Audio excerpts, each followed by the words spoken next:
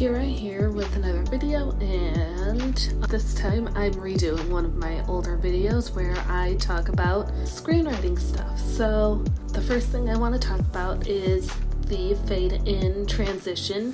When you start to write a screenplay, you always want to start it with a fade-in, because that's usually how movies begin, is, fade-in transition. Not always. Like, I can't think of any specific examples, but I'm sure there are movies out there that don't begin with a fade-in. But in general, you want to start with a fade-in. And then when you are establishing a location of a scene, you want to start with either the interior or the exterior. So interior is represented by INT, and then exterior is represented by EXT. And then you want to have the name of the location. This particular example, it's the bank.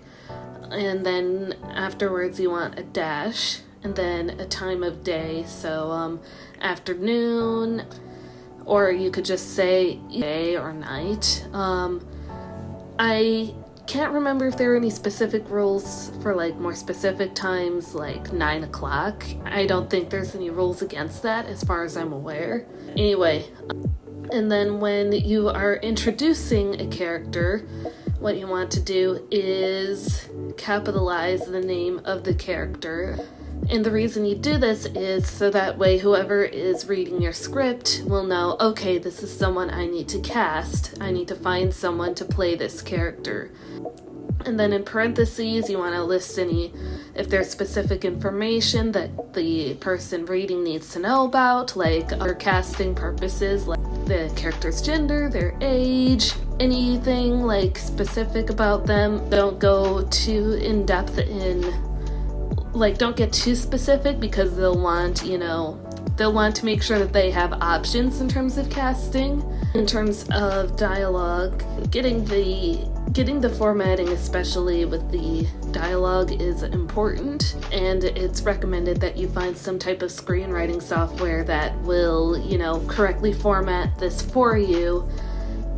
There are, from what I can remember looking up, there are exact measurements if you were to use or document, but that's a lot more time consuming, and it's just easier to have an actual application that will automatically format that stuff for you. So that way you can focus on the more important thing, which is writing the story. You're writing a scene that takes place at the same time as another scene, you would just have dash same time. If you want to emphasize something like the sound effects or visual effect, it's a good idea to capitalize it, to put it in all caps. Then when you end a screenplay, or if you're at the end of an act, you'll want to, or a dramatic beat.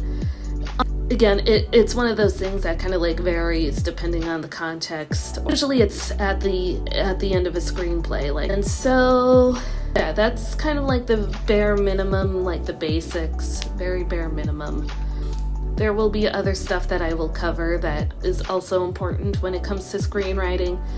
And the reason this kind of stuff is important is because if you're doing this, professionally, whether it's a bigger studio or an indie studio, generally you want to show that you're capable of writing in the screenplay format and that you can do it well. You really want to make sure that you know what you're doing. You can't just jump into it. Thanks for watching. If you enjoyed this video, be sure to like and subscribe, and bye.